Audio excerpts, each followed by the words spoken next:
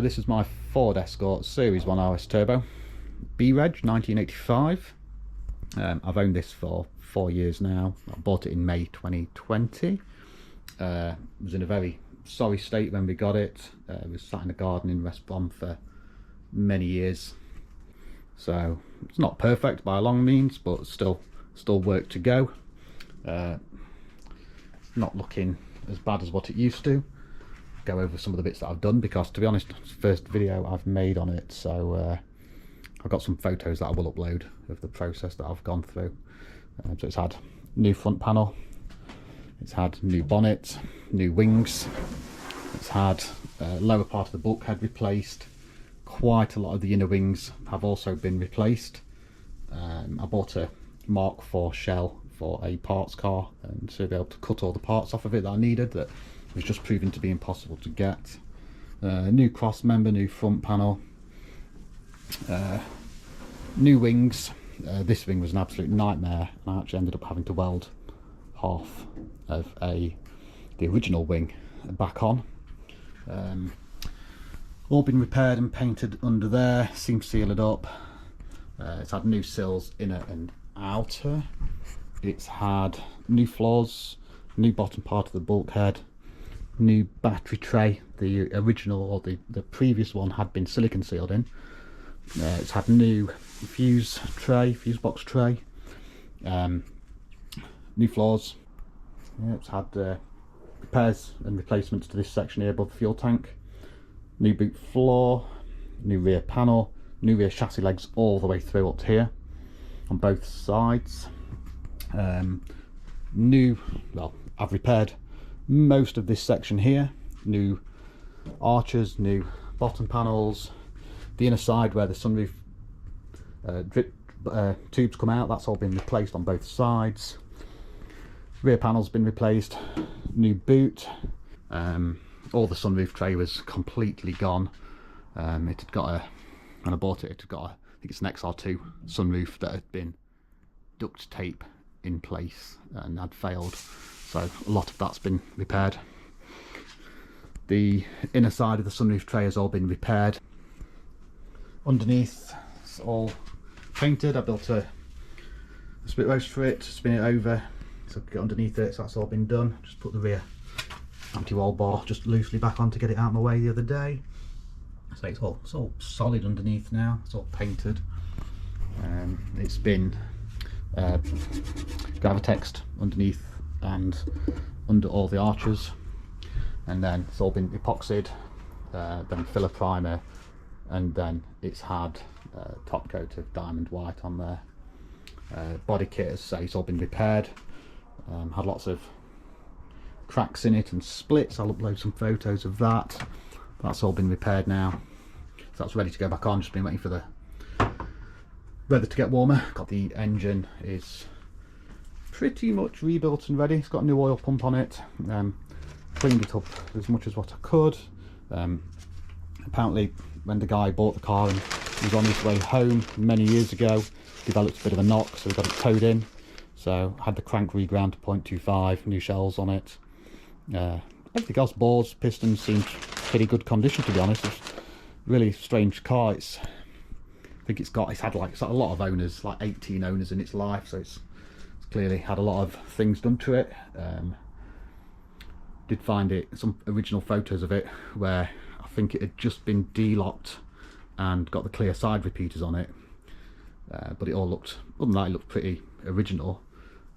When I got it, somebody had put some Sierra cordless rear seats in it, but they'd put them in really badly. It was like held in with bungee cords. And then it had got some black Recaro leather, I think out of an Astra GTE, in the front. So they've all gone. I've managed to get another Series 1 interior for it, so that's in the loft, ready to go in when I get to that point.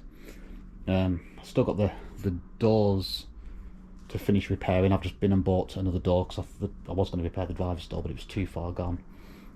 So the first bit that I'm going to work on this is getting the back suspension back together, and what I've just done is just give them a quick coat of gloss black just out of a can, Halford stuff, and it seems to do the job. So they're painted, and then the next bit is to clean these shock absorber tops up.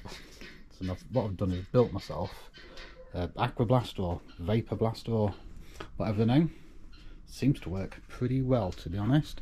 So just a media blasting cabinet, I think that was like 250 quid. Bought a pump off Amazon, I think that was about 55. Various hosepipe attachments from B&Q. Got a foot pedal for the compressor. Sealed it up as much as what I can. It leaks quite a bit still. And then a load of glass bead in there with a nozzle. Turn the light on.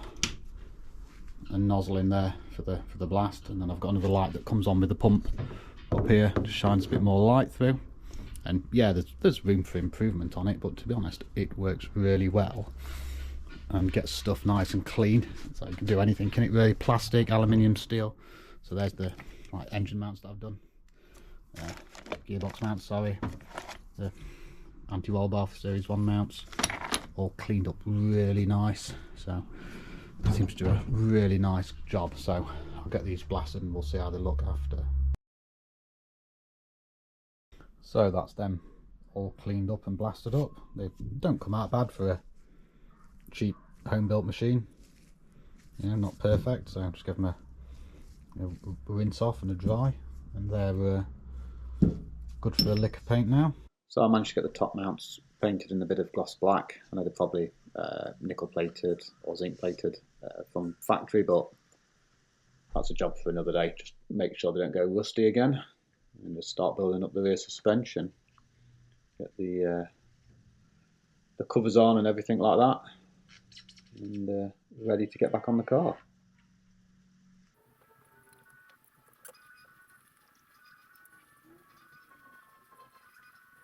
Now on the driver's side, there wasn't enough thread showing at the top of the shock absorber, so I just put a nut and bolt through the 2 caps into the rubber bush and just pulled them close together, and that seemed to do the trick. So at this point I decided to get the front end put back together as well, so I started bolting all the anti-roll bar mounts back on, a bit of copper grease on all the bolts going through, just to make life a bit easier in the future, hopefully. As I got this bolted up, later on in the day I did realise that I'd forgot to put one of these small little brackets on that hold the engine mount or gearbox mount in place, so I did get back and rectify that after, but just got it all bolted up and back together so I can start getting the anti-roll bars all back in place and connected on, ready for the hubs.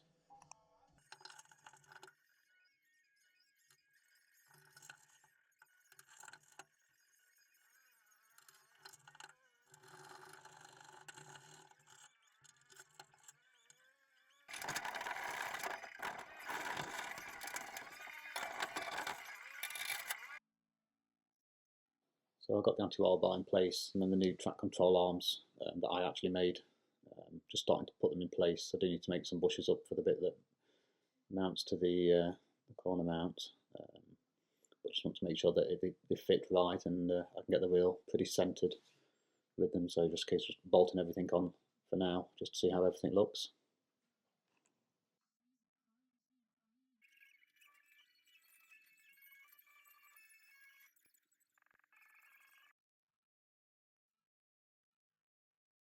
Then I just repeated the same process on the other side, just got that all bolted together. Then fitted the front shock absorbers and springs just to get them out of the way. Pretty straightforward on these cars, just the top bolt to go on.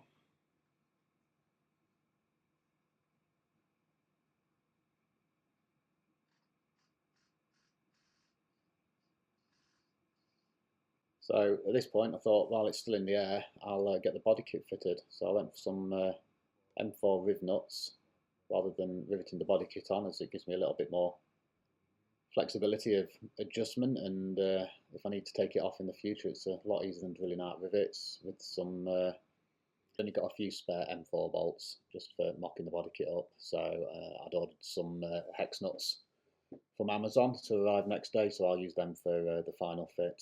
So the original holes that I drilled for the body kit were only 4.5mm, so I enlarged them to 6mm to get the riv nuts in, and then just press them into place, get a bit of paint on the back of them just to cover up where I'd drilled the holes. Then once that was done, I just mocked the body kit up to see how it looked, just to make sure that it all fitted in nicely.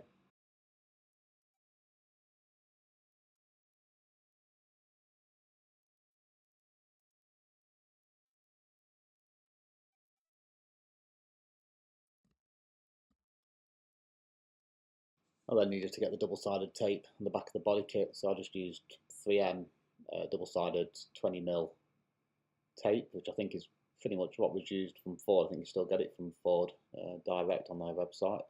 So I gave the panel a quick wipe with some panel wipe just to remove any grease, and then just laid the tape round.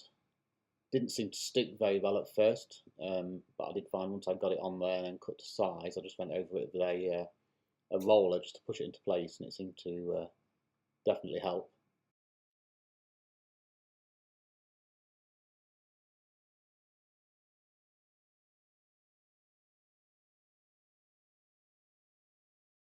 Then once that was on there, I just got it lined up and pushed onto the car. There's a few bits that just want pushing on and could do with a bit more warmth in there just to help the body kit bend round. But just to say, attach that on with some M4 nuts for now, just to hold it in place with a few washers.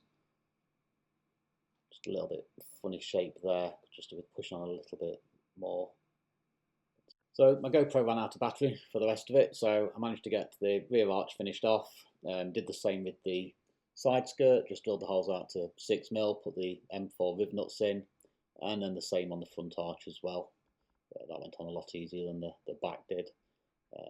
Put some double-sided tape along with it also, should hold it nice and watertight. Just got a little bit of adjustment I think to do on that corner there.